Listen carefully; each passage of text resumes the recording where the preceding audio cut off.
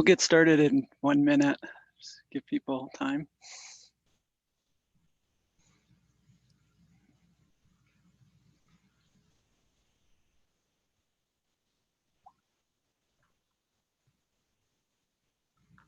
I'm going first, right? Yes. Okay. Welcome everybody to a session called Employer Responses to Minimum Wage Policy. We have 3 excellent papers to present. The presenters will have 20 minutes, and then discussants will have 10 minutes, and then there'll be about 5 minutes for questions. And please submit your questions through the Q&A box at the bottom of the Zoom screen. And the presenters will go through the questions. So our first paper is by Xuan Li, Across Country Wage Compression in Multinationals. So I want you to take it away. Great. Thanks for having us in this great session. Our paper is on the cross-country wage setting of multinationals. This is joint work with Jonas Wout at Columbia and Heather Sarsons at Chicago Booth. It is well documented that some firms pay more than others for workers of similar skill levels, so-called a firm effect in the pay policy. A famous example is multinationals, and actually many high-wage firms are headquartered in a high-wage region and have branches in relatively poor regions. So these have the distributional implications of wealth in wages. In the existing literature, the main explanation for this firm effect is that firms have different technologies, different production styles, or non-wage amenities that lead to their different pay levels of different firms. But in this paper, we approach the question from a different angle, borrowing insight from the growing evidence that some multinationals are unable or unwilling to adjust to the different contexts they operate in. So our hypothesis is that the use of firm-wide wage setting procedures limit the wage differences within firms across borders and therefore affects the organization of economic activities. Review of findings. Our first result basically documents the existence of the anchoring of wages in multinationals, in the sense that the wages the multinationals pay at their foreign branches are anchored to what they pay at the headquarters. And in the second step, we show that such firms also extend externally imposed headquarters wage increases to their foreign establishments, pointing towards a direct link between wages at home and abroad. In these externally imposed headquarter wages, we consider 2 sources: minimum wage increases and exchange rate shocks. And the last result, we show that multinationals that anchor their wages to the headquarters levels lay off more workers in low-skilled positions and hire fewer new workers at their foreign establishments when minimum wages laws changes induce wage rises at the headquarters. So the contribution of these paper is to several trends, and specifically to the minimum wage literature. We document existence of across-country margins of adjustment to minimum wage changes, so that domestic minimum wage laws can have spillover impacts across borders internationally. So now let me talk a little bit about the data. The primary data we use is from a consulting company which covers over 1,000 employers or multinationals, including private sector firms and public sector institutions. In the data, we have the information on the average total pay for local workers in each job title in each establishment of each multinational in each year. The job titles are defined globally by this consulting company, and we have around 300 job titles belonging to 16 job skill levels altogether. The headquarters of these multinationals are mainly located in the US and Europe, while the foreign establishments are located in relatively poor regions like Latin America, Africa, and Asia. Now let me show you the first descriptive result, which is the correlation between wages paid in the headquarters and in foreign establishments of the same firm in the same job at the same year. This is the regression we run. We basically regress the foreign establishment wages on the headquarter wages in the same job in the same year, while controlling for job and employer fixed effects and establishment city by year fixed effects, and also local job specific wages in foreign establishment city. What we find is that a 10% higher headquarter wage in a given job title is associated with a 1.5% higher wage in the same job title in the establishment of the same firm. And this anchoring effect is stronger in low-skilled jobs than in high-skilled jobs. And if we replace the wage level in the regression with the slope of the wage profiles across jobs of consecutive skill levels at multinationals establishments, we also find a correlation in this wage slope between the firm's headquarters and the firm's foreign establishments. When we also find that this anchoring effect is concentrated among firms headquartered in inequality-averse countries.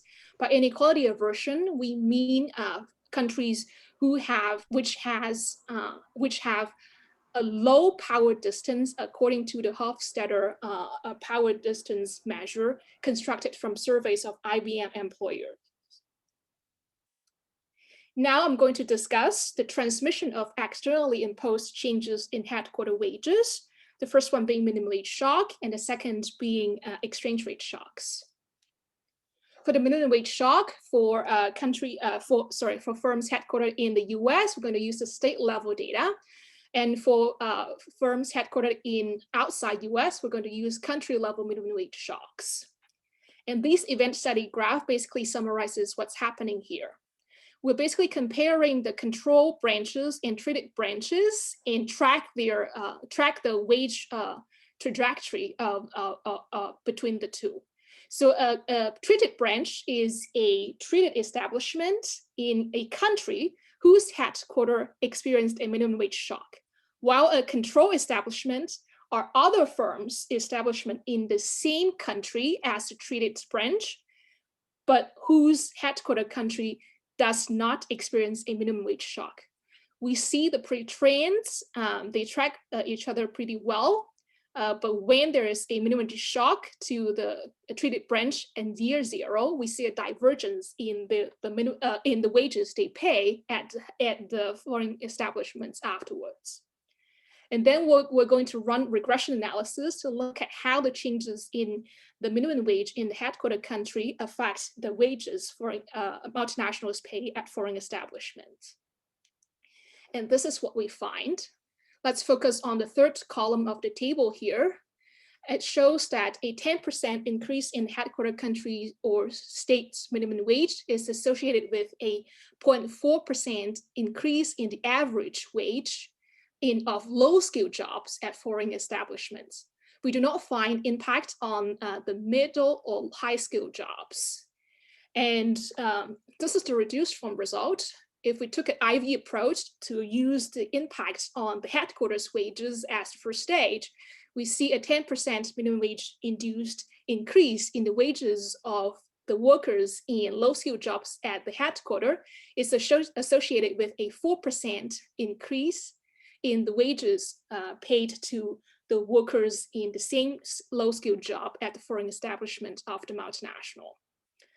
We also document this as a headquarter effect in the sense that we do not see an impact of an increase in the minimum wage in the foreign establishment country on wages in the headquarter or wages in other foreign establishments of the multinational.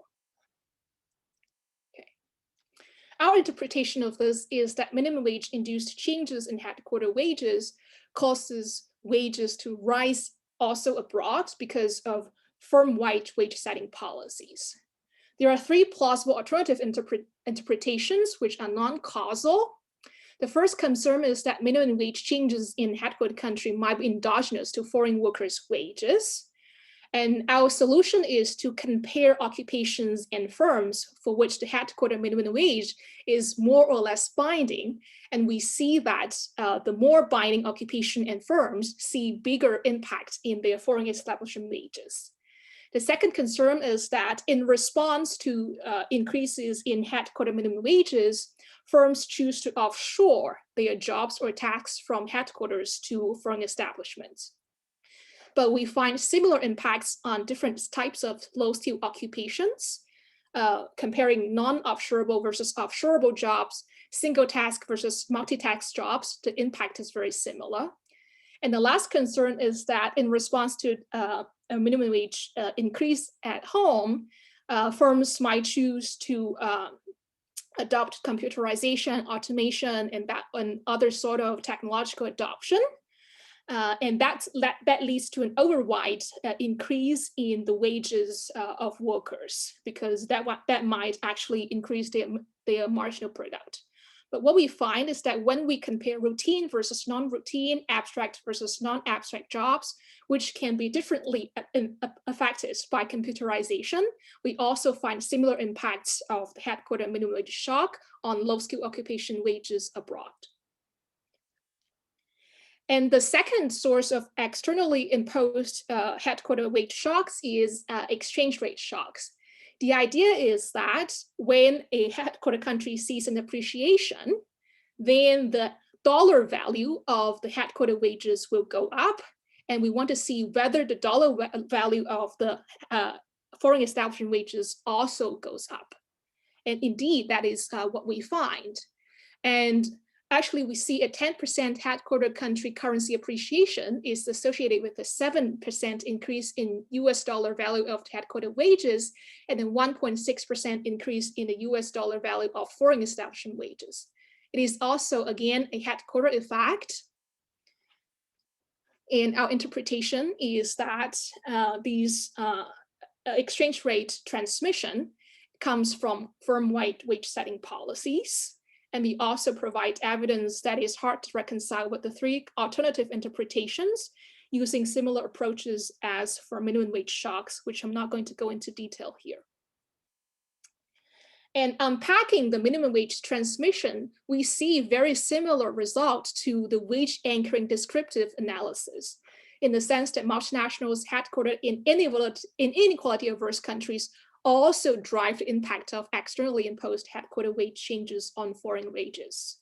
So both the correlation analysis and the causal analysis, we find that the results are driven by firms that are headquartered in culturally more inequality averse countries.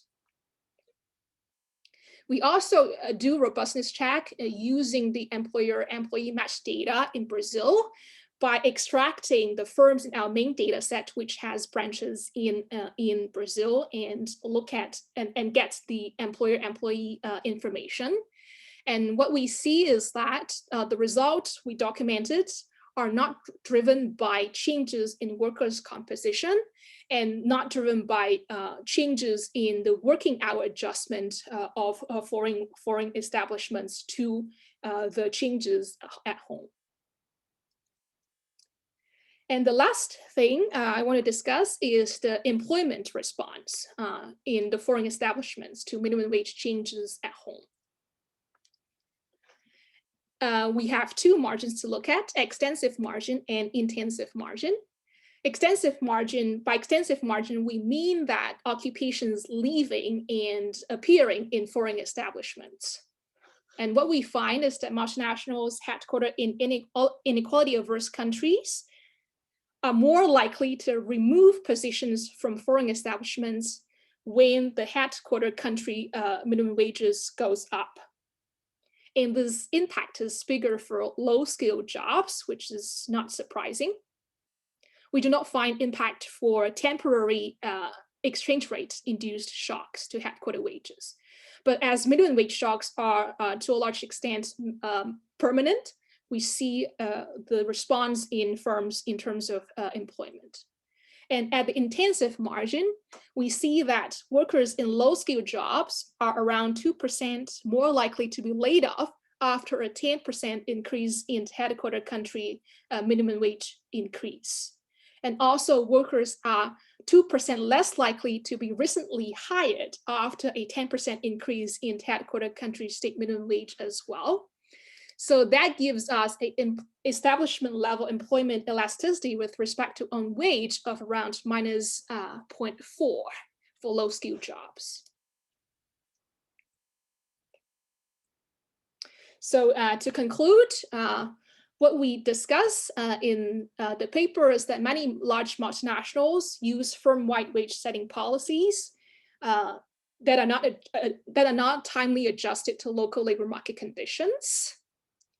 And we also show the employment consequences to this lack of adjustment in wage levels. Multinationals that do not anchor wages also do not change the occupational structure of foreign establishments when wage increases are externally imposed on headquarters. And our results point towards the existence of consequential wage culture. It may contribute also to other phenomena such as cyclical wages and lack of delegation to establishments outside of firm's home region. And that's what I have. Thanks. Okay, super. Marta is going to be discussing.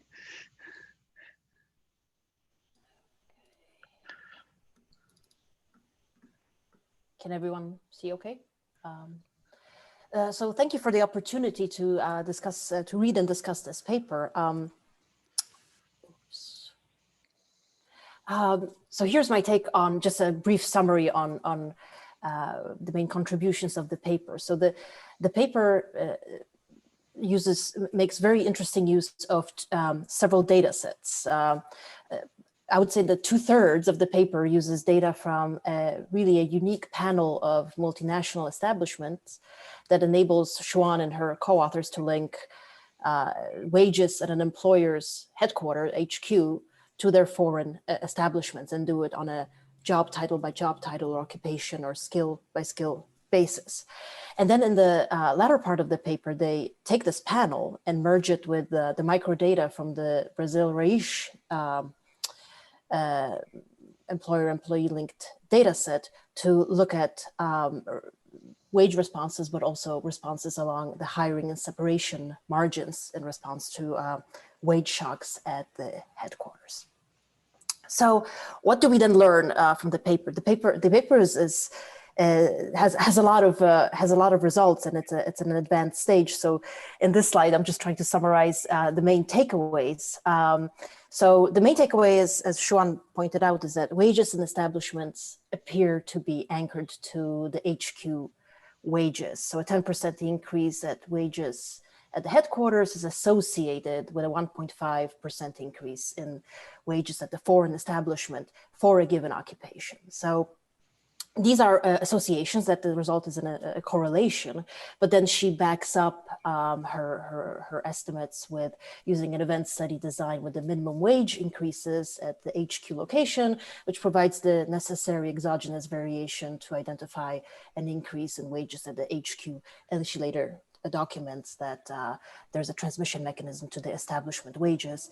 And there's also the analysis using the Brazilian data, which then looks at the employment response. And of course, there's, in addition to minimum wage shocks, there's the exchange rate shock analysis, which is a nice complement. But since this session is on minimum wages, I'm focusing on minimum wages. So in a nutshell, the results provide evidence that there is an employer-wide wages setting policy prevailing in multinationals. And this is mostly driven by employers who are headquartered in countries that exhibit a strong aversion to inequality, which, as you showed in your map, it's most of the Western world. So, so here are some of my comments. The data is really cool. And one thing that I was thinking when reading the paper was that I would love to have known more about the data, like who the company that collects information is and which employers are included in your data. And of course, I understand that for confidentiality reasons, you can't disclose that, but that was in the back of my mind. I'll also like to point out that this paper is a a rather advanced stage with the revised and resubmitted the AER. So when reading the paper, I felt that many of the robustness checks that came to mind were already addressed in the extensive appendix. But here are some more of the comments. So I was wondering for your main mechanism that you find, which is driven by the inequality averse HQs, headquartered in inequality averse countries. Have you tried also to cut the sample by pairings between HQ and establishments that are in inequality averse versus inequality non-averse places? So you can, look at 4x4 if the HQ, and most of them are in inequality averse countries. Is the response different if the establishment is in a different type of a place that is more amenable to inequality? Another thing which I thought was interesting was that, but it wasn't really commented in the paper because there's a lot going on in the paper, were the ripple effects at the foreign establishments. So in table 2, column 3, there is a result that shows that for a 10% increase in wages at the HQ, you have this association with almost a 4% increase in wages at the foreign establishment as a whole, which suggests to me that it's not only the occupation itself, the corresponding occupation at the foreign establishment that reacts, but also other jobs at the foreign establishment.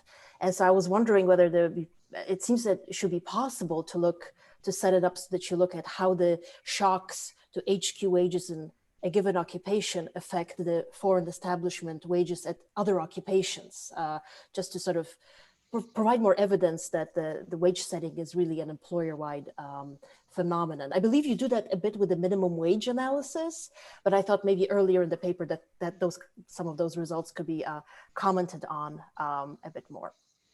As I keep repeating, the data are fascinating, but at the same time, it seems that they have some issue. There's some issue with that they're very unbalanced.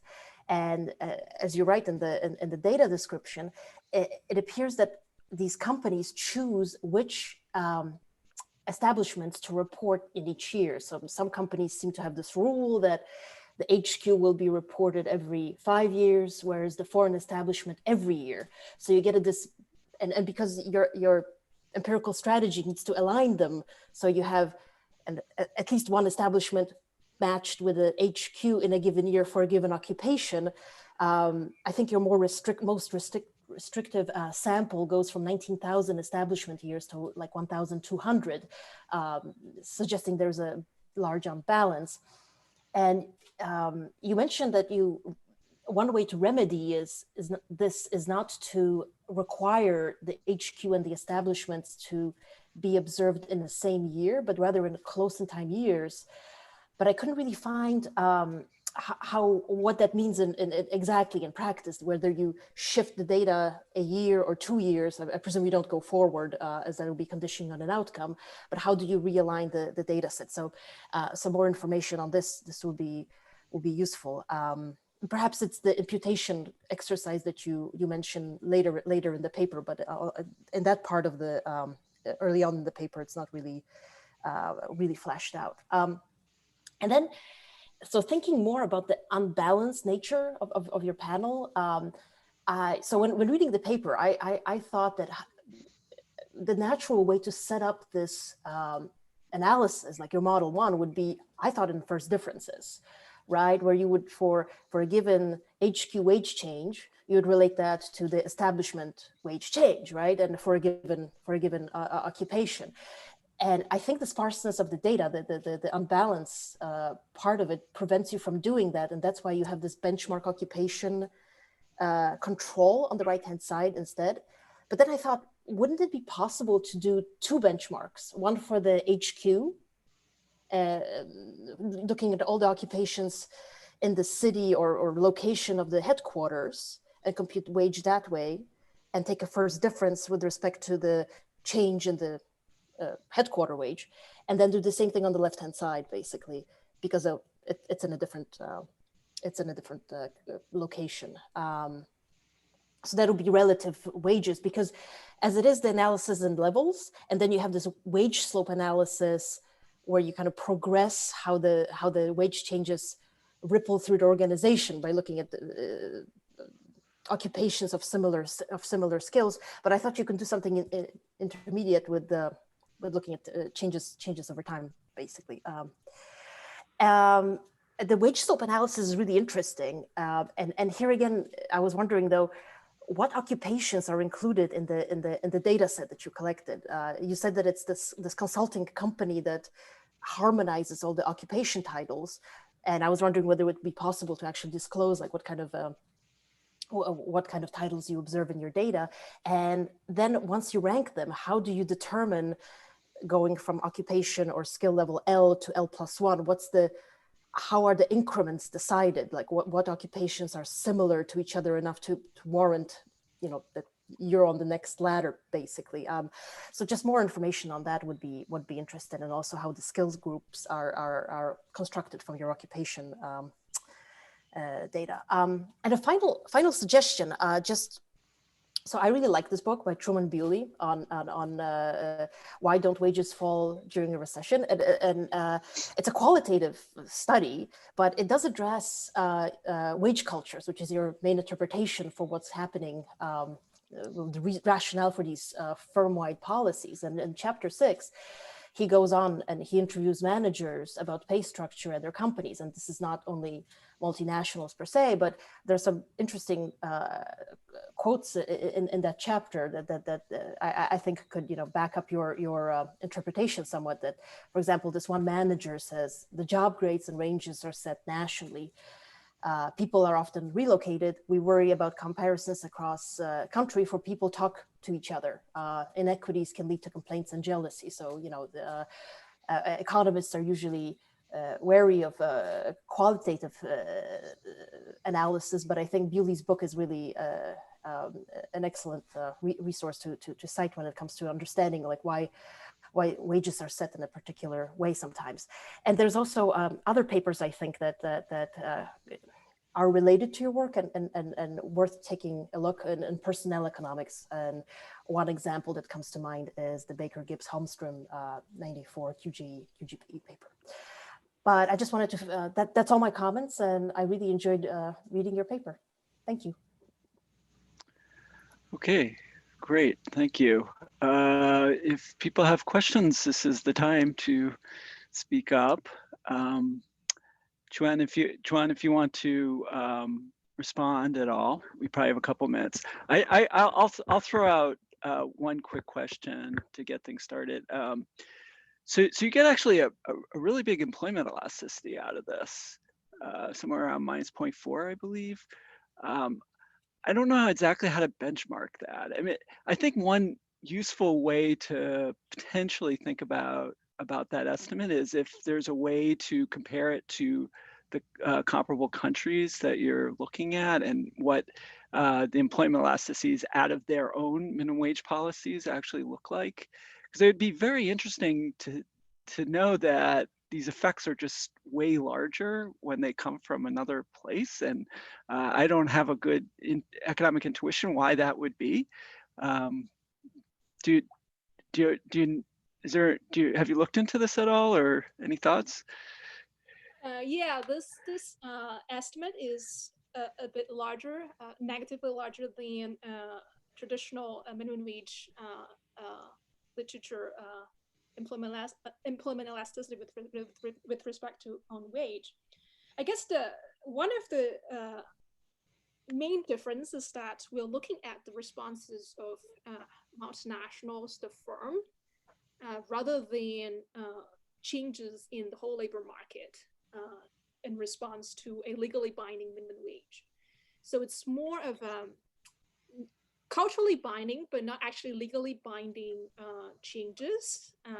That's driving this employment response. And also, these multinationals are paying generally very high wages in poor countries, and they might have different sort of concerns, minimum efficiency wage concerns, or other type of concerns that are different from the say the restaurant industries and that sort of thing.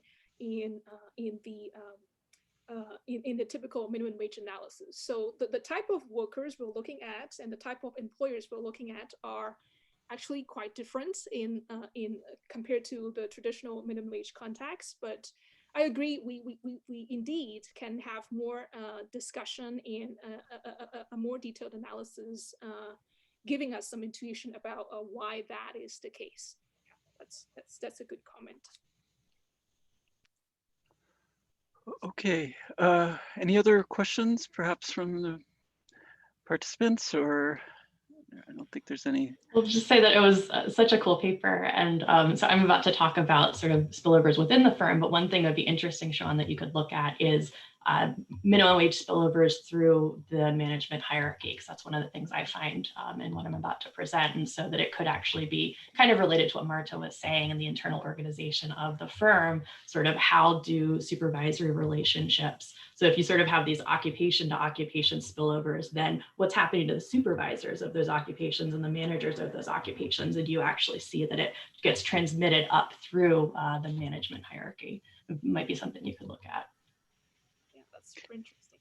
Yeah, we indeed find some little spillover to higher level occupations. But yeah, we don't have the information to pair like supervisors versus subordinates, but that would be super cool to learn about that. And that's also one explanation for seeing this kind of like bottom-up hierarchy spillover as an explanation. That's super cool. Thanks. Okay, so why don't we turn to the next paper, which is by Eliza Forsythe. Take it away. Alrighty, so can everybody see my screen? Okay, excellent. So thanks a lot, Dan, for moderating this, and thanks a lot to Brian, who will be discussing this paper. So this is a paper that's very much in progress. It's been a bit disrupted by the COVID and data access, and so this is actually a really great time to get some feedback on the project. And I'm hoping in future months I'll be able to get back into the data. So I'm looking at the effective minimum wage changes on wage and occupational structures of establishments. This is using data from the OES, and so this is taking advantage of the Bureau of Labor Statistics Visiting Researcher Program, which is also a really great way to access this very cool data.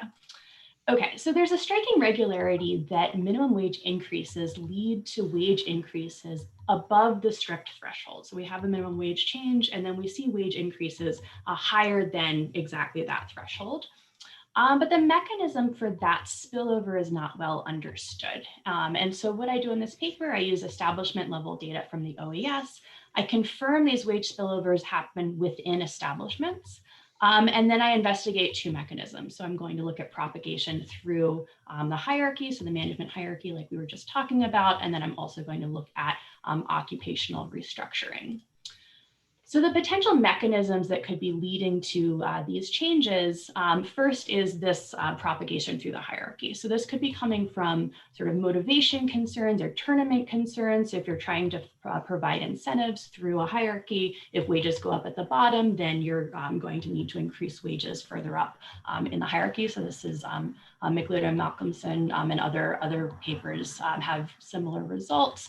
It also could be coming from fairness, relative wages, and equity concerns. So this is kind of similar to what Xuan was talking about, and how there could be a culture, or it could just be sort of trying to motivate your workers and trying to keep your workers engaged, and people can be unhappy if certain workers' wages are increasing and wage compression rises. So that could be happening sort of within the establishment. It also could be that these minimum wage changes spur changes in the production process. So there's a lot of research that's kind of getting at this reorganization type idea. So Brian has work on this, substituting low wage workers in automatable jobs for technology. Yuci is going to talk about this next, talking about substitution for capital. And then there's also this idea that Dan has worked on with this putty clay hypothesis, and that the sort of reorganization. It might be hard for continuing establishments to reorganize, but new entrants might be able to reorganize to make more use of skilled labor when low skilled labor becomes relatively more expensive. And so I'm going to, in this project, I'm going to be looking at changes in the occupational structure within continuing establishments, and I'll also be able to look at the occupational structure at entering and exiting establishments to see if that's consistent with this sort of change in the production process. And then outside the scope of this paper are lots of other reasons why wages could be increasing. Spillovers could be happening inside the firm. So it could be upskilling within occupational category, and employers are changing sort of the skill mix of who they're hiring. Those are going to be things that I can't see in this particular data. So it's outside the scope of what I'll talk about today. So I'll be using panel microdata. One really cool thing about this OAS data is it's establishment level occupational data, and it's the only source of this in the United States. We have 800 plus occupations, and we have employment in 12 different wage bins for each occupation. The data goes back to the late 1990s, but I'll be using data after the 2010s. And the establishments, a subset of the establishments are surveyed at most every 3 years. So we can construct a panel to see the establishment occupation wage structure before a minimum wage change and then after a minimum wage change, and see if there's restructuring happening within the establishment. So a sketch of the methodology. So I'm going to use 10 states that had a minimum wage increase in 2014 and 2015. There'll be 22 control states that have not had a minimum wage change since 2009. And the sample will be establishments that were surveyed both before 2014, so before the minimum wage increase, and then after 2015. So we'll be able to get the pre and post. The outcome variables will look at establishment level employment, occupation wage structure, and the specifications will be difference and differences. I'll also do some triple differences, and in the paper I have some matching. So to sketch the results, because I probably won't get to everything today. So the first is looking at compliance and spillovers. So compliance, we do see that employment in the lowest wage bin decreases. And so that's the wage bin that's under $9.25 an hour. It's actually important to note that the biggest minimum wage increase is up to $9. So technically you can comply without actually having any decrease in employment in the lowest wage bin. But we do see a decrease in employment in the lowest wage bin. And then we see increases in employment in wage bins up to 1874 for the highest exposure industries. So we do see sort of within establishments, employment shifting from the lowest wage bin to higher wage bins.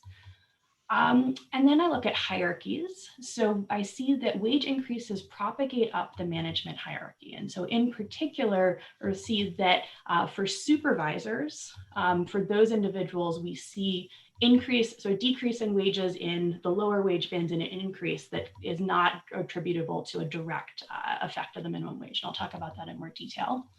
And in the paper, I show that establishment wage inequality decreases. So despite this sort of movement up the hierarchy, we do see increase in wage compression.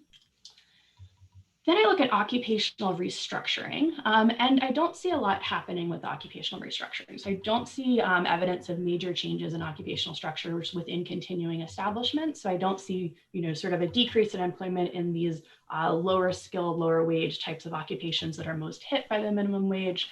So I don't see much happening there. What I do see is some very fine level reallocation between 6-digit occupations. So about 1 to 2% of employment is reallocated between these 6-digit occupations, but those are really happening within sort of broader occupational groups. So it's consistent with like some restructuring, but not the type of restructuring that would be really driving a major change in substituting lower skilled workers for higher skilled workers. And then the last thing I look at is establishment entry and exit. So I see a little bit of evidence that minimum wage increases lead to exit by establishments that had a little bit more employment in lower wage occupations. But when I actually look at selection based on the wage structure of the establishment, I don't see anything happening there or anything happening with establishment size. And then when I look at entering establishments, I don't see any differences between new establishments and continuing establishments. So again, I don't see a lot happening there on the entry and exit margin. And so I see this as sort of minimal evidence of this restructuring, this kind of production restructuring in response to the minimum wage. But I do see a pretty substantial adjustment to the wage structure, which is able to partially preserve the wage hierarchy, but continuing the sort of occupational structure that was present before the minimum wage increase. Okay, so as I mentioned, the data is OES data. It's a survey of about 400,000 establishments each year. It's not designed as a panel, but many establishments are surveyed multiple times. And individual establishments are surveyed at most every 3 years. So the data is 12 wage bins. The cutoffs do change every few years. And the way respondents respond to this, the establishments respond to this, is it's a grid. So you have, all of your different occupations, and you have the 12 wage bins, and you say how many individuals are in each of those cells. So that leads to one of the limitations of this is that it's a count of people, not hours. So I'm not going to be able to say anything in terms of if there's changes in hours. And there's also no worker level information. So we know employment in each of the cells, but we don't know, are these workers college educated, race, gender, experience, any of those demographic things that we know matter a lot for wages. So that's definitely a limitation. And the OES data, it's sampled off of the QCW, so you're able to pull some information from the QCW. So things like industry, weights, and information on whether the establishment opened and closed. Okay, so the minimum wage changes that I'm looking at. So again, this is 10 states that changed their minimum wages in 2014 and 2015. I have a few restrictions. So these are all changes that are greater than 5%. So it's a substantive change.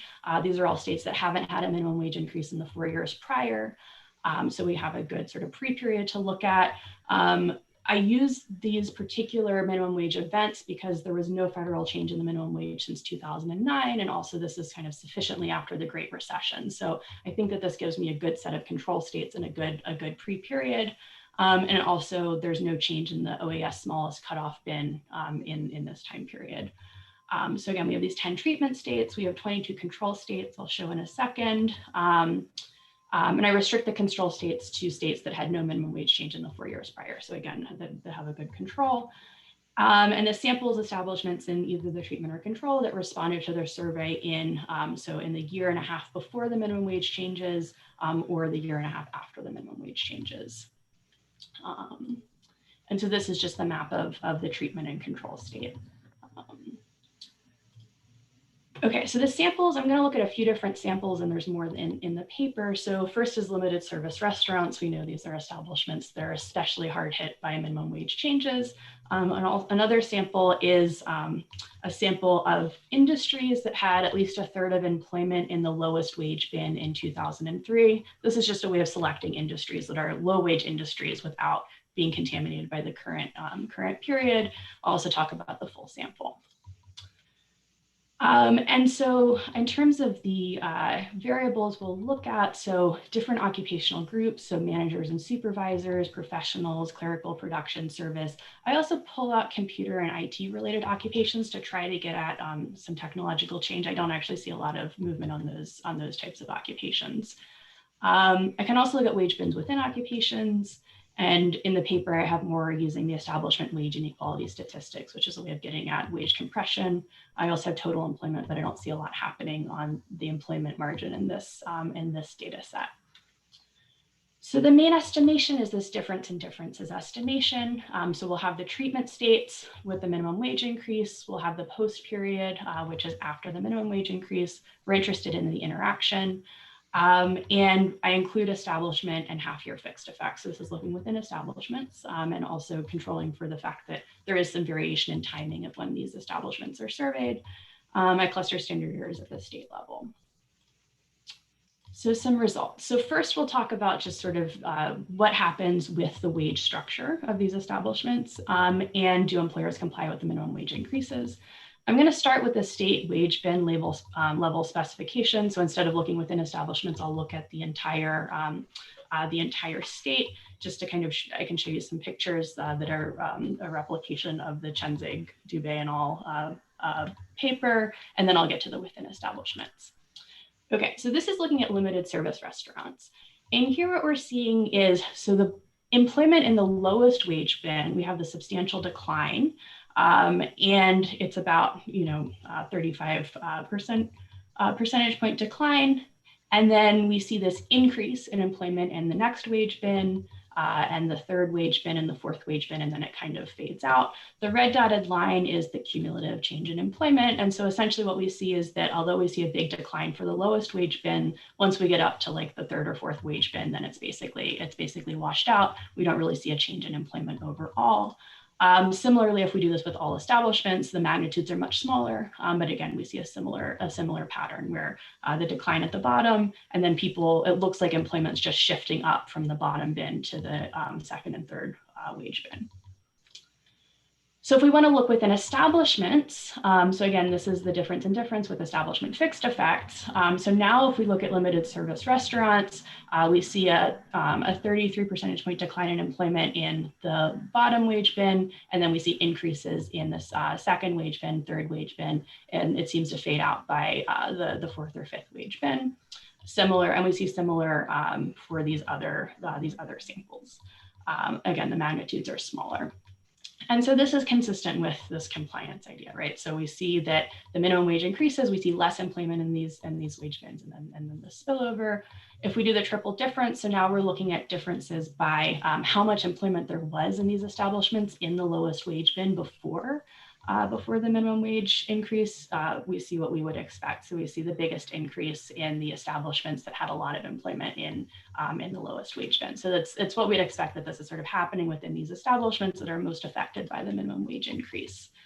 So now what we want to know is whether or not this is propagating through the management hierarchy. And so we can divide the data into workers that are supervised, so workers that have a supervisor above them. We also have supervisors, and then we have managers. And so the supervised occupations, those are going to be the ones that are most affected by the minimum wage increase. They're more likely to be in this lower wage bin. And so those are the ones that are sort of directly affected. We don't see very many supervisors or managers in the lowest wage bin. And so now if we look at a panel of supervisors, what we see here is, so we don't see, so this is again, limited service restaurants, we don't see much happening in the lowest wage bin, which makes sense because there's not very many people employed there, but we do see a pretty substantial decline in employment in the second to lowest wage bin. And then we see increases in the third and fourth wage bin. And so what this is consistent with is, in these establishments, the supervised workers are moving from the lowest wage bin up to the second wage bin, right?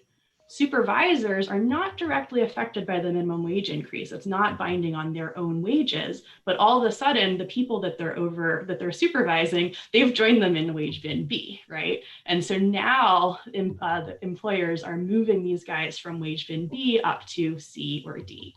And that's this sort of spillover effect that's happening at the establishment level, where employers are moving supervisors up, even though they're not directly affected by this minimum wage increase. And we see smaller estimates, but consistent for the full sample. We don't see as much going on for managers, partially because there's just many fewer managers, and many establishments only have one or two managers or none at all. So we're not seeing as big of a impact there. Okay, so I don't see corresponding spillovers if I look at other occupations. So for instance, like professional occupations or other types of occupations that have higher wages. So this really suggests to me that this is really about sort of reporting hierarchies and status. Supervisors are much more likely to be aware of the wages of the people that they're supervising, and they have a lot more interaction with them. And so that's consistent with this kind of happening in those sort of reporting relationships. But a caveat, I can't follow individuals, so I can only observe spillovers if it involves crossing a wage bin threshold. So there may be other types of spillovers that are happening within wage bins that I just can't see. Okay, so that's the sort of restructuring in the management hierarchy. Next, I want to talk about occupational restructuring, but this will be relatively fast because I don't really see a lot going on here. And so this was, one of the reasons why I was excited about this paper is like, hey, I can look at the occupational structure of establishments and see how they're changing, but I haven't. the answer seems to be that they're not really changing. So essentially what I can do is I group occupations into different categories. So I can look at, again, the clerical and service workers, production workers, that kind of thing, and look at how employment shares change after the minimum wage. I really don't find much evidence of changes in these occupations. So it doesn't really look like establishments are restructuring at this major level. I then constructed a similarity index to look at reallocations across 6-digit occupations, and do see some evidence there, but it's again, very fine-tuned. Okay, and then the last thing I want to talk about is opening and closing. So, so we're not seeing this effect of minimum wage increase on continuing the occupational structure of continuing establishments, but that's consistent with the putty clay type hypothesis, where it's really hard for continuing establishments to restructure and to change their production process. Instead, we're more likely to see either exit of establishments that maybe are, using a lot of low wage labor, so really hit by the minimum wage increase. And then on the converse, that newly entering establishments might choose to produce using a different production technology that is more attuned to the new wage structure that's induced by the minimum wage increase. And so what we want to do is look at whether or not there's changes in sort of, if we're seeing a selection of exiting establishments with different characteristics, and as well as the type of establishments that we see that are entering.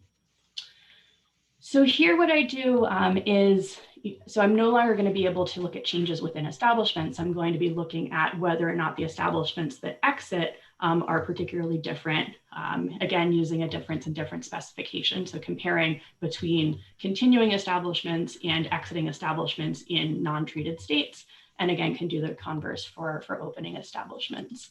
And I'm about out of time, so I'll just say that I don't see a lot happening on the wage structure of the opening and closing establishments.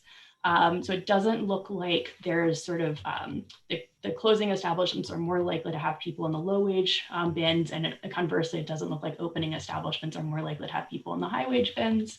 And then occupational structure, there might be a little bit going on in terms of exiting establishments, had a bit more people in sort of supervised positions. So these are the lower wage positions, and maybe a bit less in professional, but it's relatively weak. And then we don't see any selection on new entrants.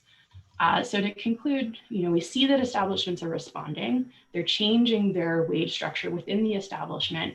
I don't see any evidence in this setting of occupational restructuring. And despite these spillovers, I do see spillovers through the management hierarchy, but that it weakens as you go further up, and so it leads to increased wage compression within establishments. So I will leave it there. Thanks very much. Okay, thank you. And Brian Phelan will be discussing. Excellent.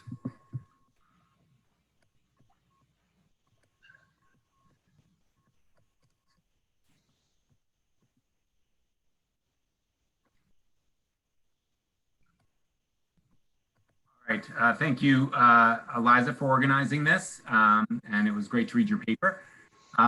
So just to sort of start out by summarizing the paper examines the wage spillover effects of minimum wage hikes and whether restructuring following those hikes can explain these spillovers. There's in the paper that there's a little less about the managerial hierarchy, but that's great because one of my suggestions was going to be that Eliza might consider focusing a little bit more on that. I thought those were a really interesting set of results. She finds strong evidence of wage spillovers, but limited evidence of occupational restructuring across broad occupational groups. So this occupational restructuring doesn't seem to explain the spillovers, but the hierarchy does seem to be really important. So my discussion is going to focus a little bit more on this occupational restructuring topics. All of the evidence on ripple effects that she finds are super strong. And so I'm going to focus a little bit more on this occupational restructuring, and then thinking about how to try and connect the ripple effects with occupational restructuring. Connecting it to management hierarchies as well, I think is a great way to take the paper. So there's a lot to like about the paper. very cool data and a really interesting set of findings. And so, as I said, the paper is a little bit more about ripple effects and occupational structuring. And so I was looking for a little bit more about connecting wage spillovers to occupational structures, occupational structuring. And so I'm going to have a few suggestions about that. And then I'm going to talk a little bit about some of the empirical work, some questions that I had, and then maybe some suggestions.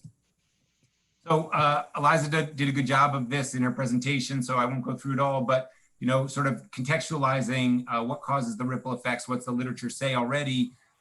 So labor substitution that she mentioned, the skill upgrading is sort of often seen as one of the big factors, and then so are some of these non-competitive effects, whether that's due to internal wage structure, and there are some earlier papers on that, Grossman, 83, Harding-Kruger, and that certainly speaks to your management hierarchy stuff.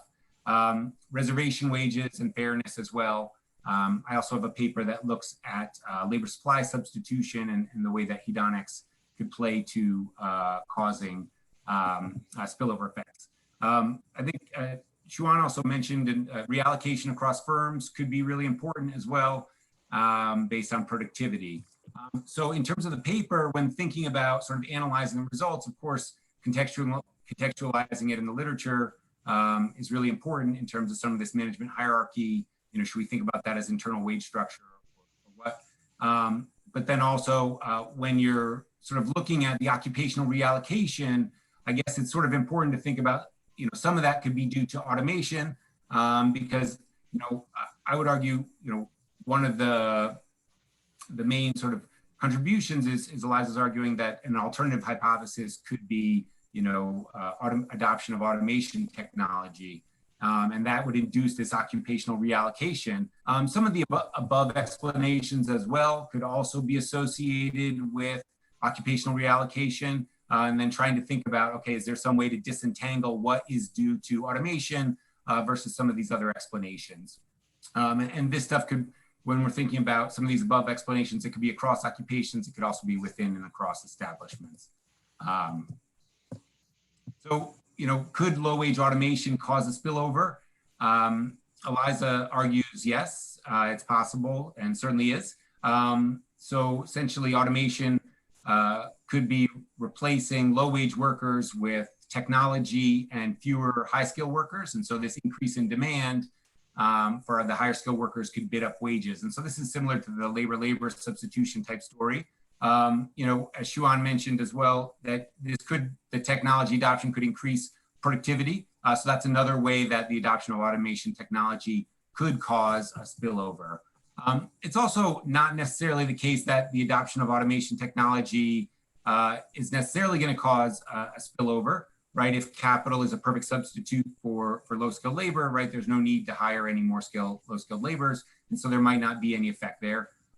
Dan and I also have some work where we've looked at low-wage automation, and we find that low-wage automation is more associated with changes in the composition of low-wage service sector jobs, moving from routine to interactive jobs. And so, and we see that low-wage workers are able to move between these different jobs. And so it's not necessarily the case that automation necessarily causes a spillover. Very interesting question still to examine though. I wanted some way to sort of quantify how much of what she's observing is due to, say, automation versus some of these other channels. So those are sort of the big picture ones. In terms of the occupational reallocation, I did have some questions about some of the work there. And it was, what I found was that I thought there was some evidence of occupational reallocation.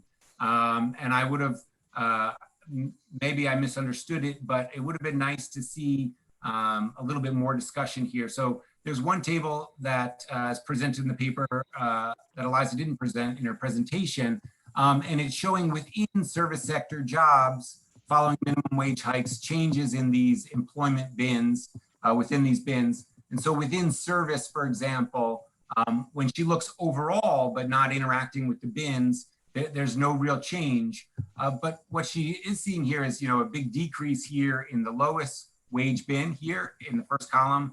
And then an increase in the second bin, but when you add up the second and third bin, right, it's still smaller than the first bin. And so overall, even if she's getting 0 effects in the service sector, it looks like what she's actually seeing is a lot higher paying an increase in employment among much higher paying jobs within service jobs.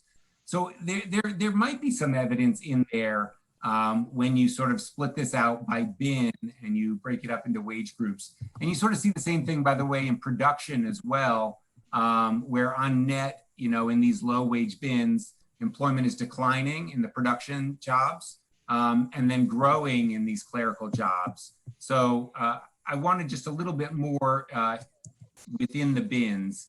And I was trying to think about how these results made sense with some of the overall results that she presents in table 7, table 8 in the paper that don't have these bin interactions. And so it's much more the overall effect.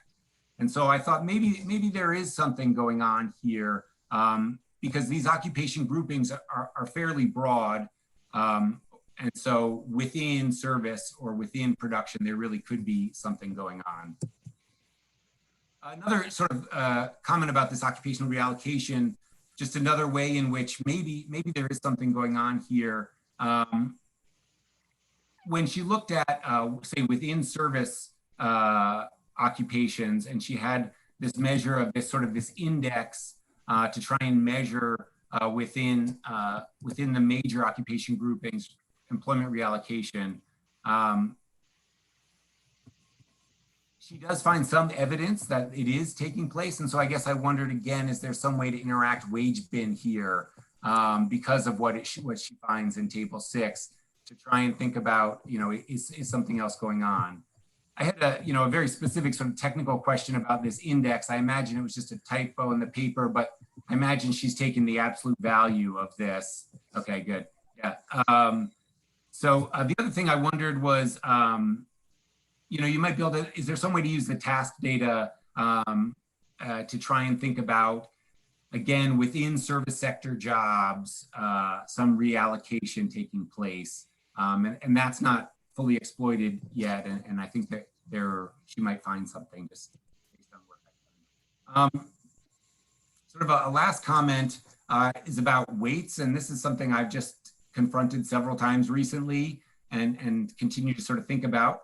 And I guess the question is, I think in her analysis, she's not using any weights on the establishment level analysis, but establishments really vary in size. She has a really interesting quote in the paper. It says, the median employee at the average establishment is associated with bin C. So that's a pretty low wage, like $11 or $14 an hour. And the 90th percentile is associated with bin D, which is, I don't know, maybe $18 an hour. This is in contrast to the economy-wide percentiles with the median employee in bin D and the 90th percentile in bin H, right? It's due to low-wage workers clustering at small establishments. So when you look, right, so the unit of analysis is an establishment. And so you're treating, establishment that maybe has 5 employees the same as an establishment that has 100. And so if you want the estimates to be representative of the overall low-wage labor market, I think considering, employment or sort of employment level-based weights might make sense here. And it's certainly worth looking at. And it's something I've been thinking about a lot lately. When you aggregate things up to state levels or to firm levels, not all states are the same, not all firms are the same. In an analysis like this, where you treat them the same, that's a decision as well. And is that the right decision to make? So in conclusion, I really enjoyed the paper. The data are amazing. I know Eliza's been wanting to get back to DC to work on it. And I think there's a lot of really cool things that she's doing in this paper and really can do with the data. In terms of the occupational restructuring, I wanted to see a little bit more integration of that with the spillover effects. I think you do that with the management hierarchy, and that's a really interesting channel to explore further and sort of refocus on. But I really enjoyed the paper. Thank you for the opportunity. Okay, thanks, Brian. Any questions out there?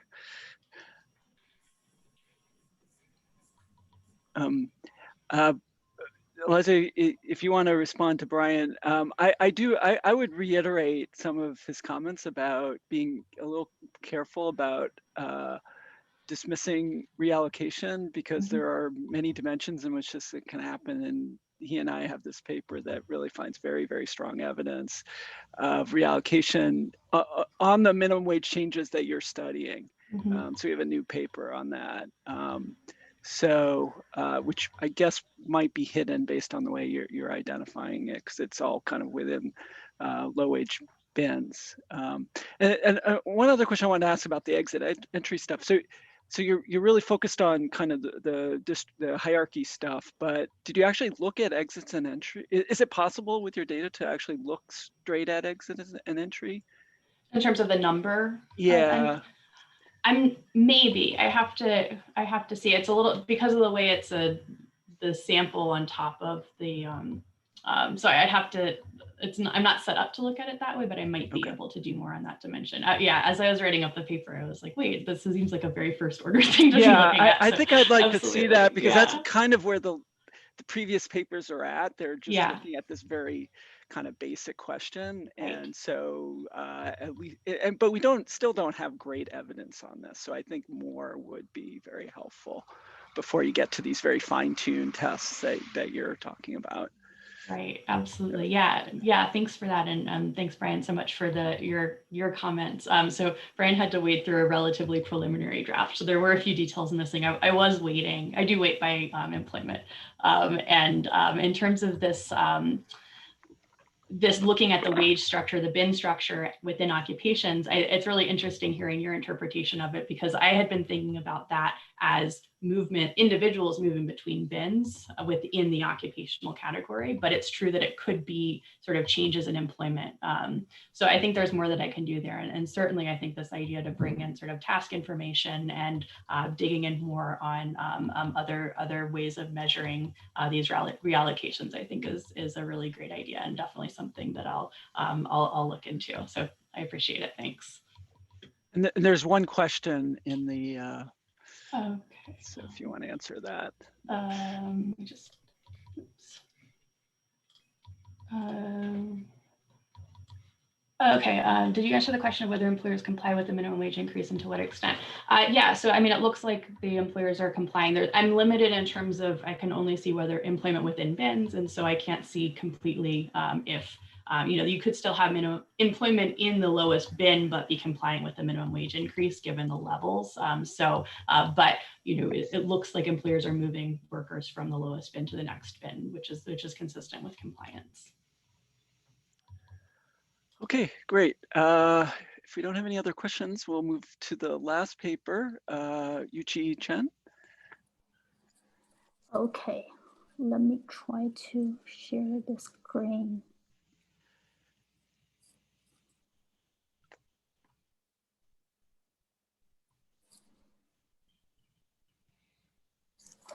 Okay, great. Thank you, Dan, and thank you, Eliza, for putting together this session. So this, hey, hold on. I'm trying to minimize the screen so I can see my slides. Okay, this paper is about how low-wage manufacturing plants respond to exogenous wage increases. And in this case, I'm going to use the minimum wage in the US to generate plausibly exogenous variation in the wages.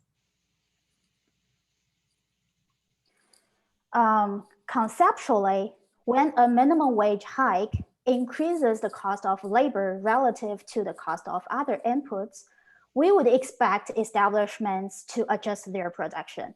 For example, we would expect them to substitute other inputs for labor. They could find ways to increase productivity, or they could simply choose to exit the market. Previous empirical minimum wage literature tends to focus on the employment effect of the minimum wage. So on one hand, the employment effect is probably the most important and policy relevant outcome. But on the other hand, the lack of the data makes it hard for researchers to study these other margins. Understanding these other margins, however, is important because it helps us to rationalize the employment or labor demand effect. So for instance, if it's easy for establishments to substitute other inputs for labor, we would expect the labor demand effect to be large. On the contrary, if it's easy for establishments to pass through the input price onto consumers, we would expect the labor demand effect to be small. So in this paper, I'm going to try to estimate the establishment's responses on these other margins. I will use 3 establishment level data sets from the census. So basically, an establishment is a single physical location at which production takes place. Yeah. Yuci, are you moving your slides, or you just haven't yes, started? Yes, I'm moving slides. Okay, they're not moving. Let me try to share again.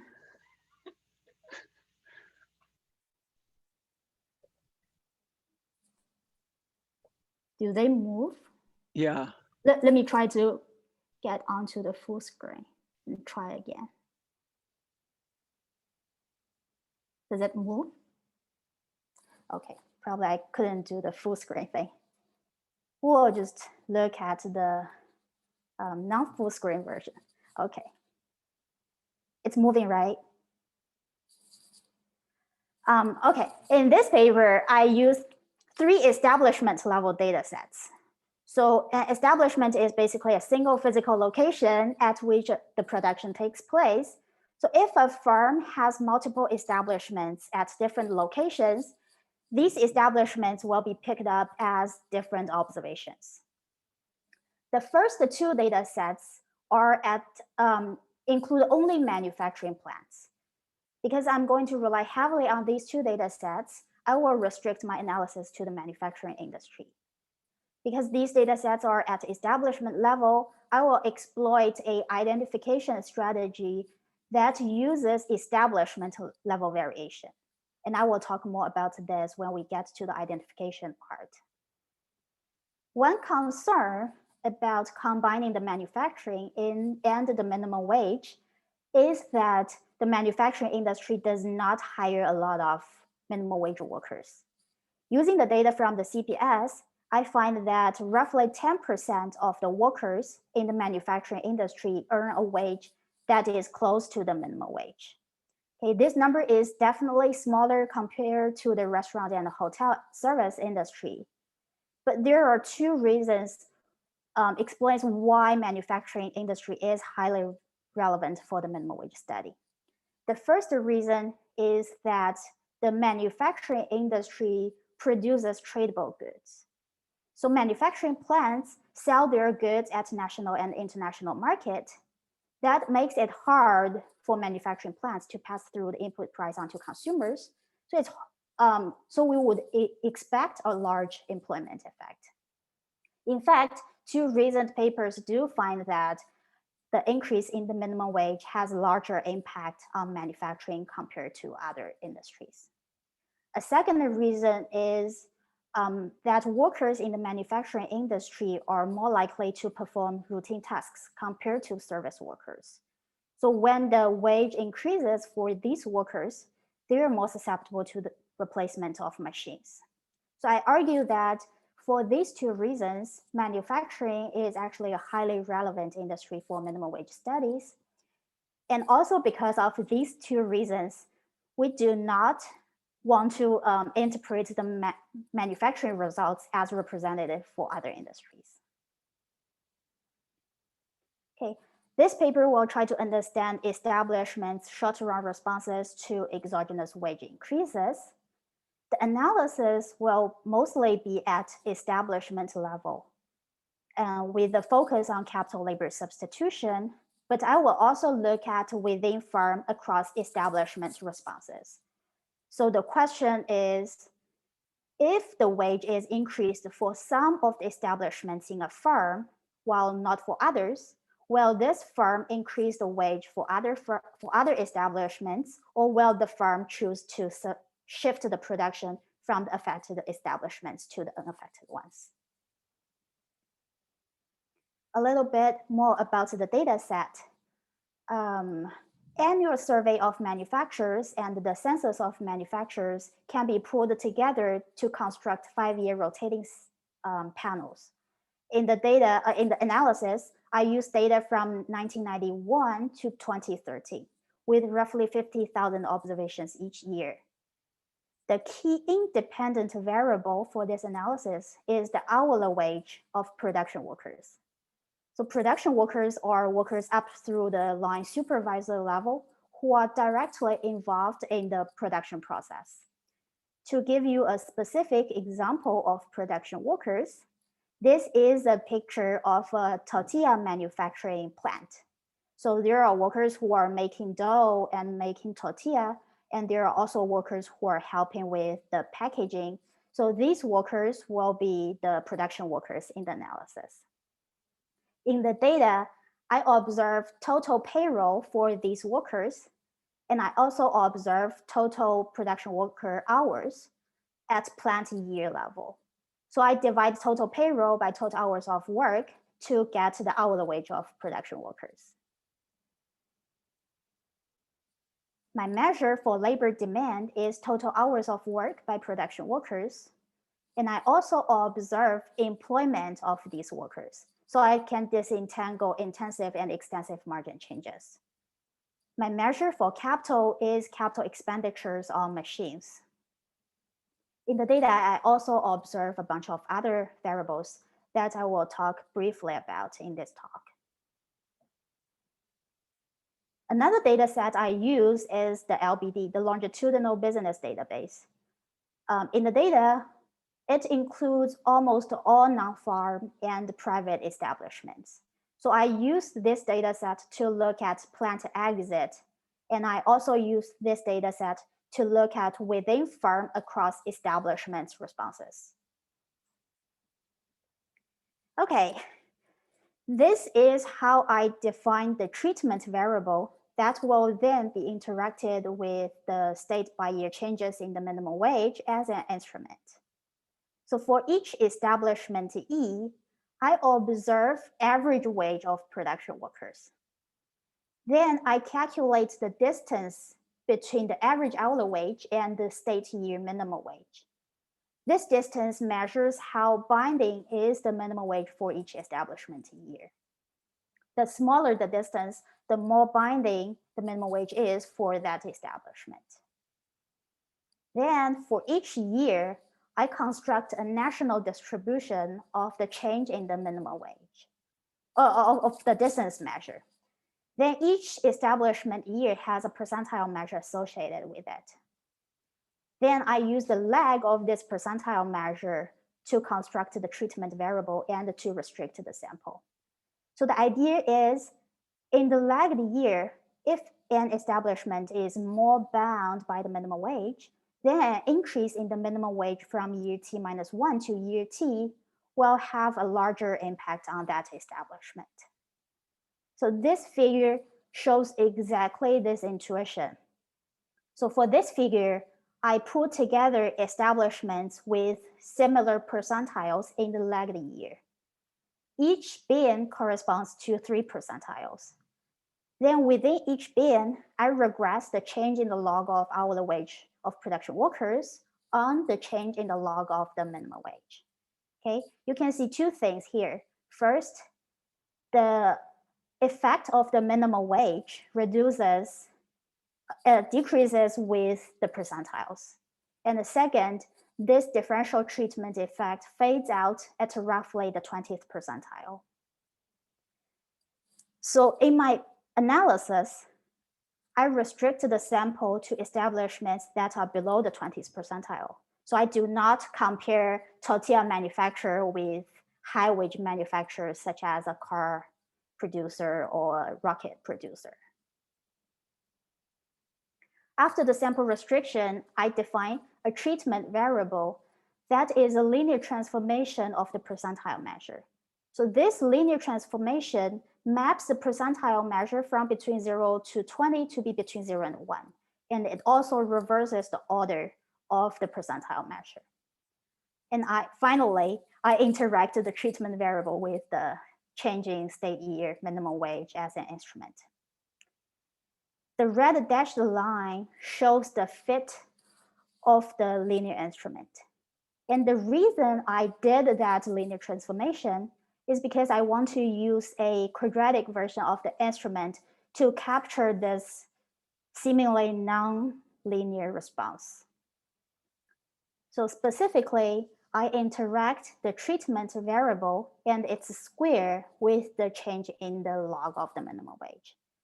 So the right panel here plots the fit of the quadratic instruments. So I think, to me, the quadratic instruments fit the data better. So I interpret the magnitude using the results from the quadratic instruments, but the results do not differ much, whichever instrument you use.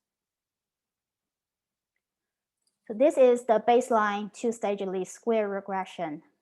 Unit of observation is establishment state year. The dependent variables are the change in the log of the outcome variables. And the key independent variable, again, is the change in the log of hourly wage of production workers. Let's first look at the capital labor substitution result. For this figure, I plot the pre-trends for total production worker hours and capital expenditures on machines. To do so, I regress the change in the log of the outcome variables on the leads and lags of the change in the log of the minimum wage interacted with the treatment variable. Okay, so these are estimates for the pre-trends. The estimates are pretty jumpy, but we do not observe a systematic trends. And we observe the largest increase in capital expenditures on machines and the largest decrease in total production worker hours the first period after minimum wage hikes. This is the two-stage least square results. And for this table, the outcome variable is total production worker hours. In the first column, I report the baseline result.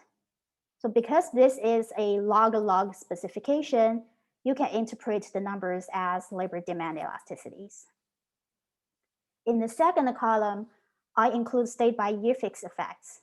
So if it's the case that minimum wages are more likely to increase in state year with larger decline in labor demand, we would expect that including state by year fixed effects will have a large impact on the point estimate. But it turned out that this is not the case. Including state by year fixed effects do not move my point estimate. So I take this as a piece of suggestive evidence that the change in the state year minimum wage is exogenous to my sample. In the third column, I include establishment fixed effects. So you can think of this as within an establishment, I'm comparing the years with and without minimum wage increases. And in the fourth column, I use the quadratic instruments instead of the linear instruments. So these two numbers are not statistically significant differently from each other. So, but as I said, I think the quadratic instrument fits the data better. So I will interpret the magnitude in 3 slides using the numbers here. Then I break down total hours of work by production workers by intensive and extensive margin changes.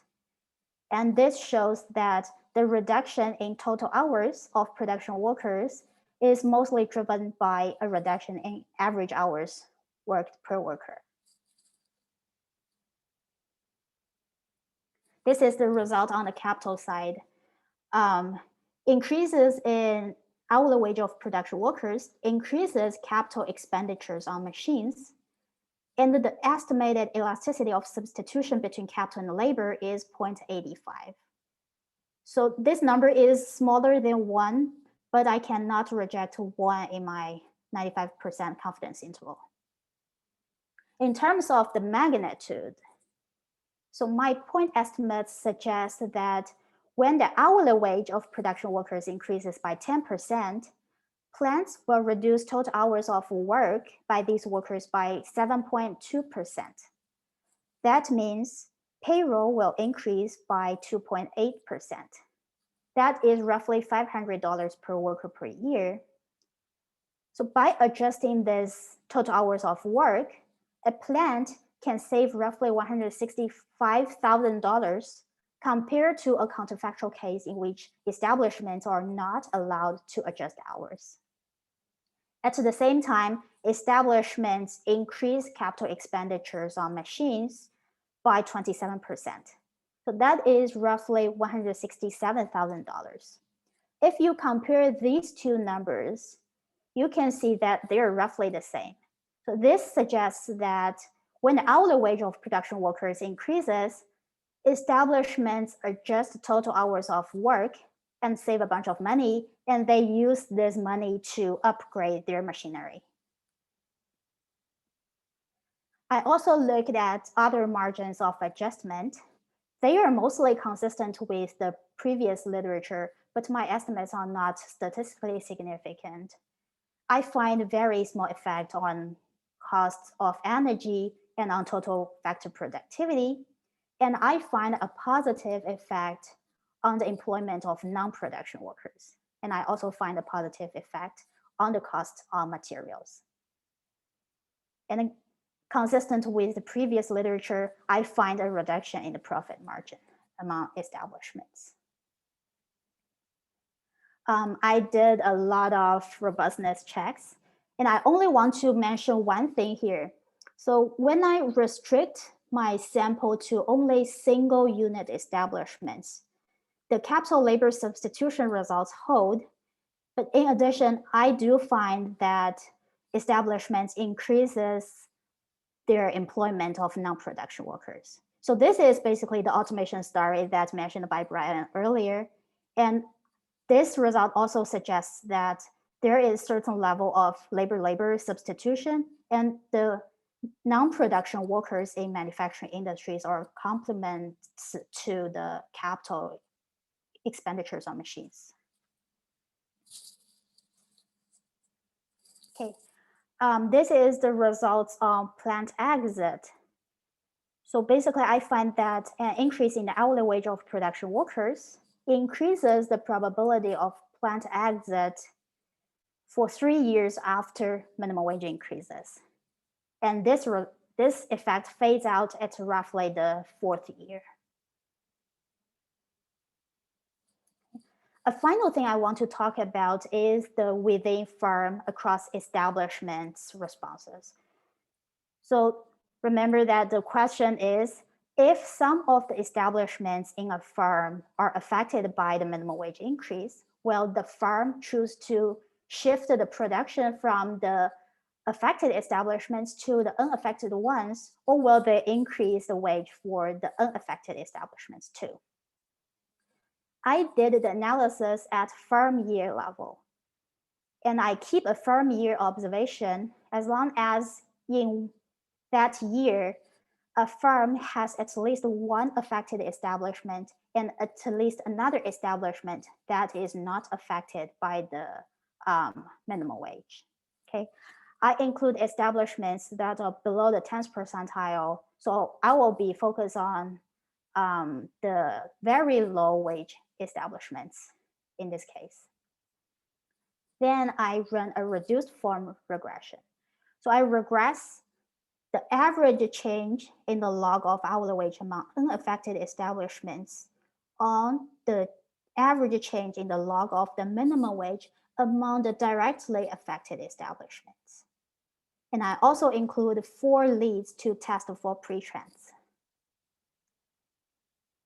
So for the right panel here, it shows the results among those establishments that are not directly affected. And for the left panel, I plot the results for establishments that are directly affected. So this figure basically shows that when the wage is increased among some of the affected firms, the firm will also increase the wage for the establishments that are not directly affected. And I think this result is basically consistent with Xuan's paper on the multinationals. And I do not find a shift in production in the data. So to summarize, sum up the results, I find that when hourly wage of production workers increases, manufacturing establishments will substitute capital for labor. And I also observe an increase in the probability of plant exit. And I will stop here. Thank you. Okay, great, thank you. Krista Ruffini is the discussant. How can I? Oh.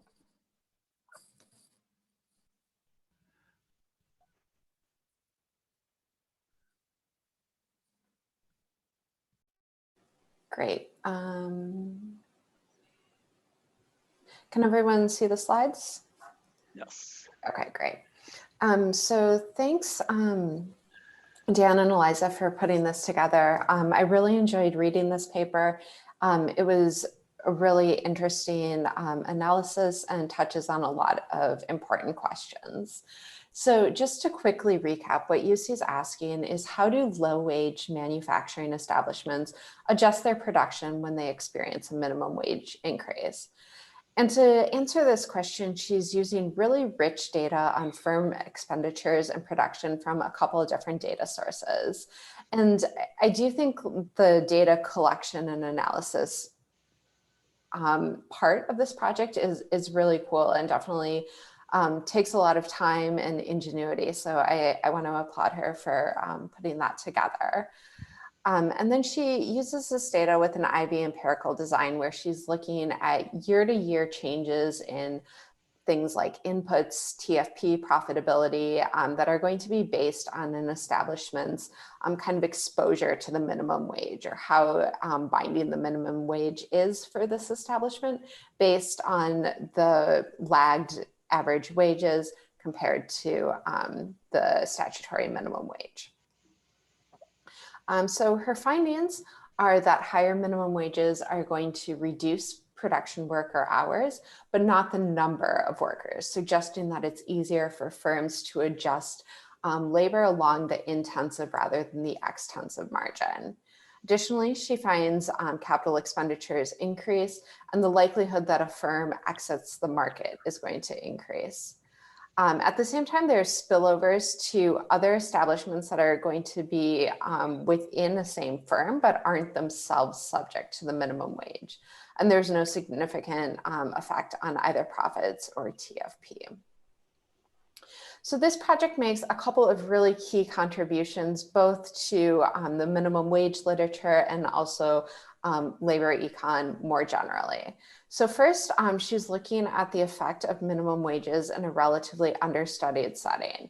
And I think a lot of the work, especially in the US context, has really focused on the food service industry and to a lesser extent on retail firms.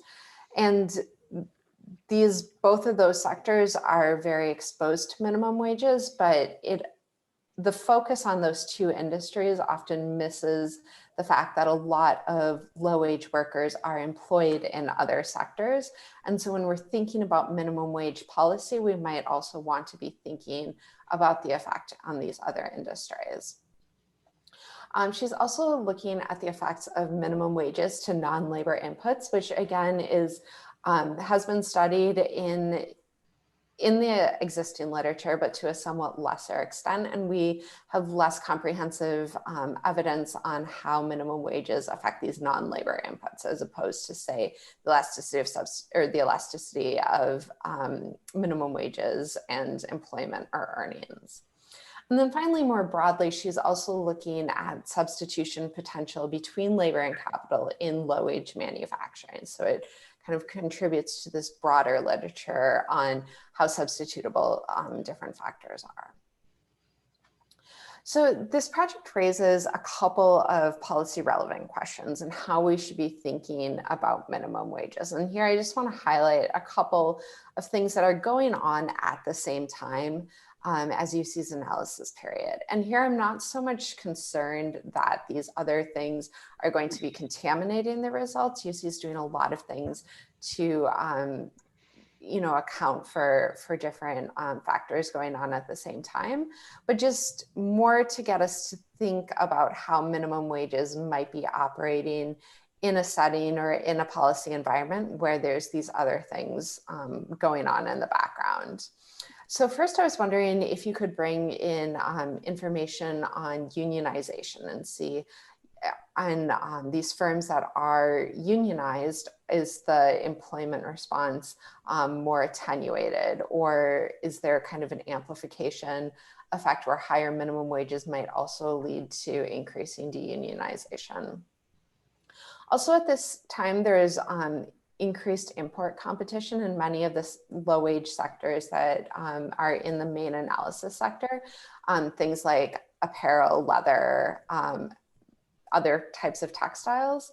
And so getting a sense about the extent to which kind of greater competition from abroad facilitates both plant closures and also substitution to capital could be interesting.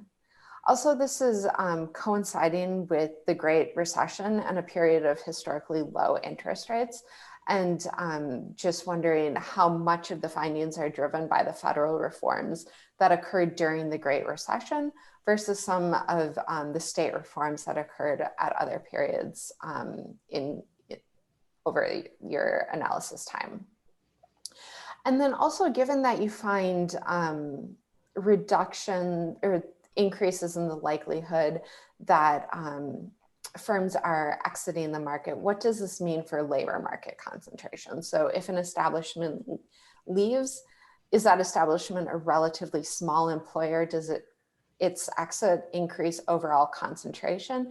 And what does that mean for workers when we think about things like larger employers are likely to offer greater pay, but at the same time that might further diminish worker bargaining power?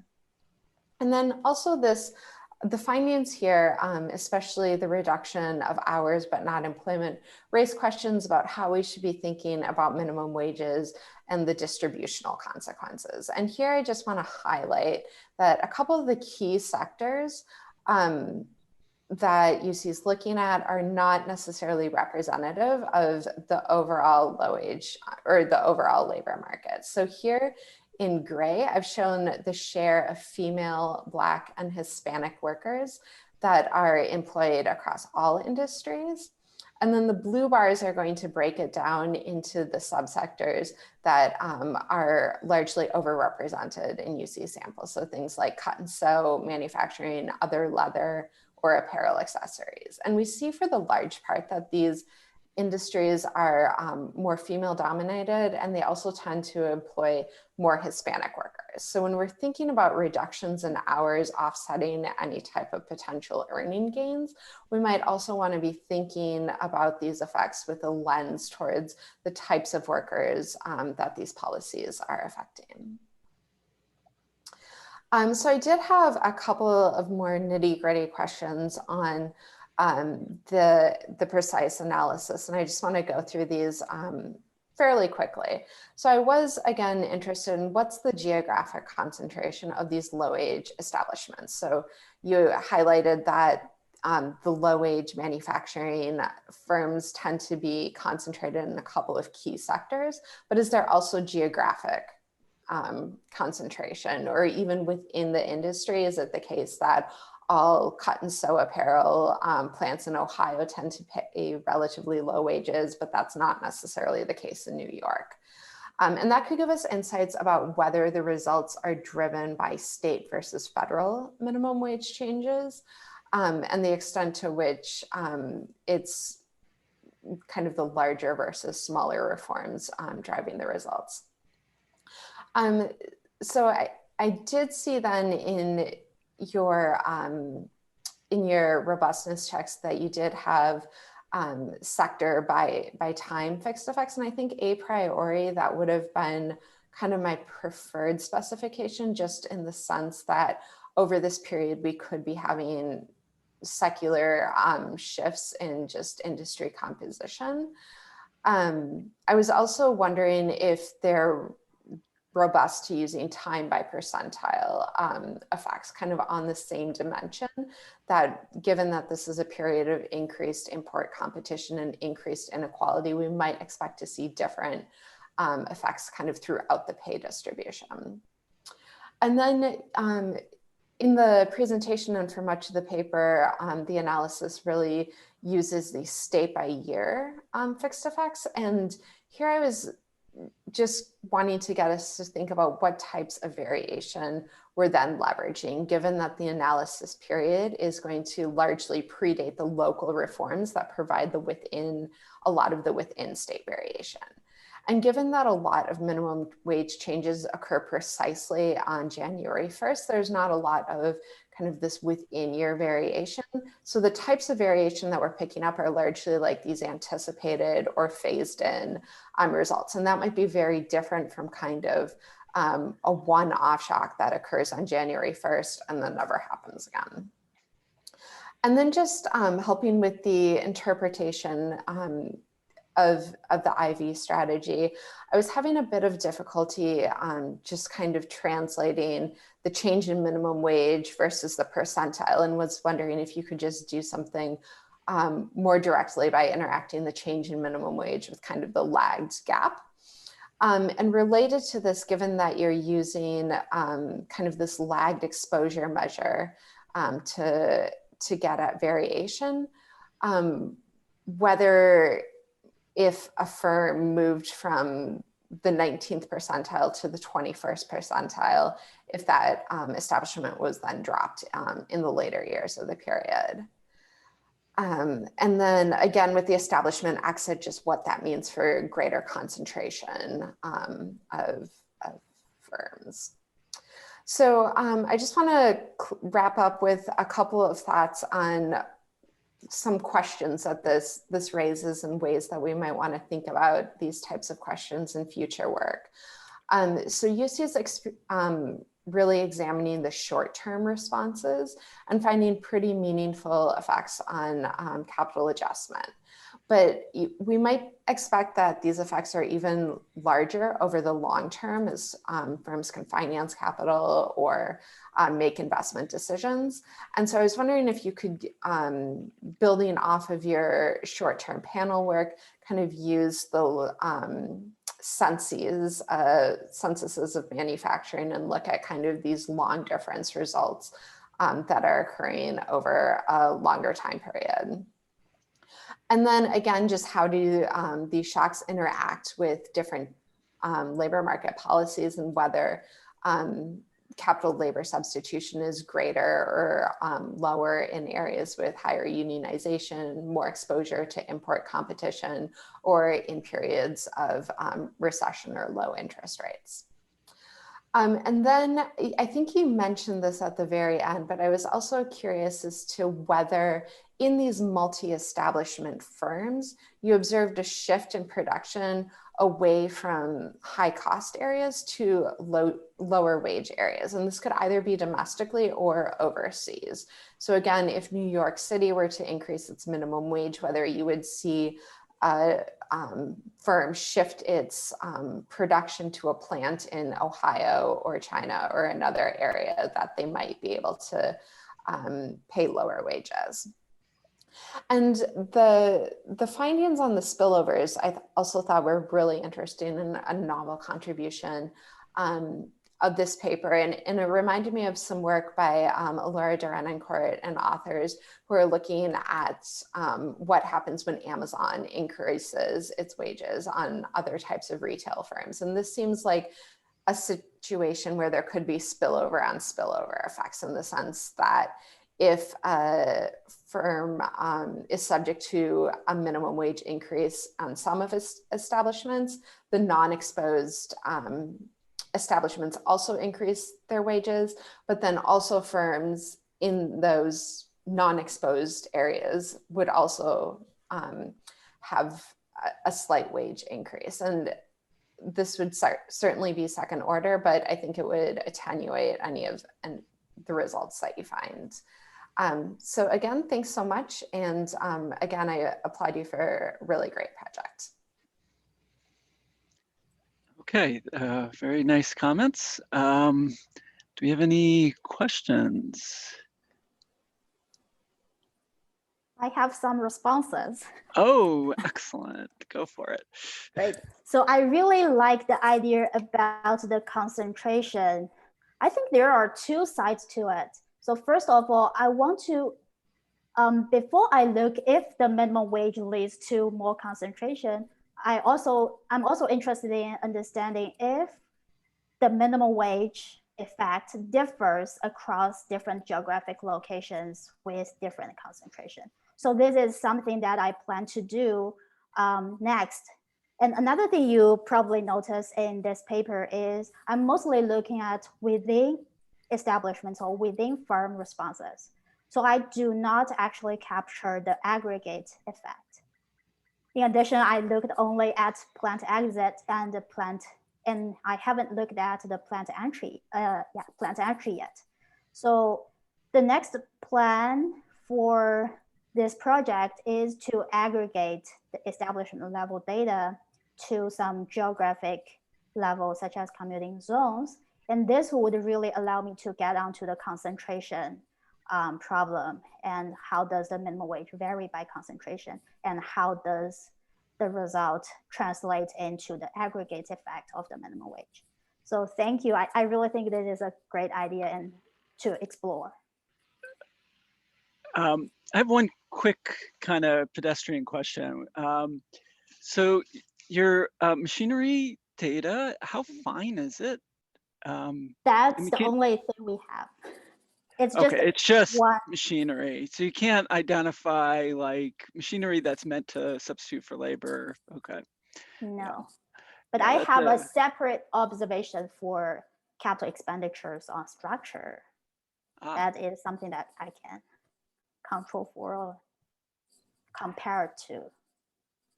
Okay, that might be an interesting placebo. Yeah. I wouldn't think structural stuff would really matter here. So it'd be nice to see what that looks like.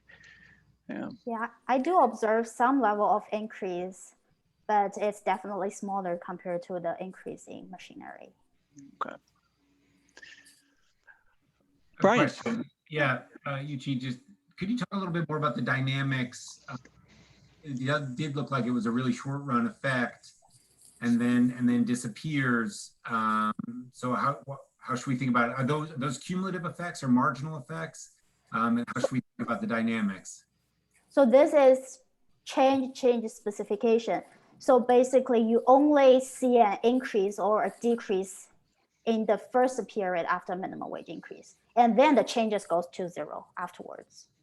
So basically what I find is this is a immediate response in terms of the capital labor substitution.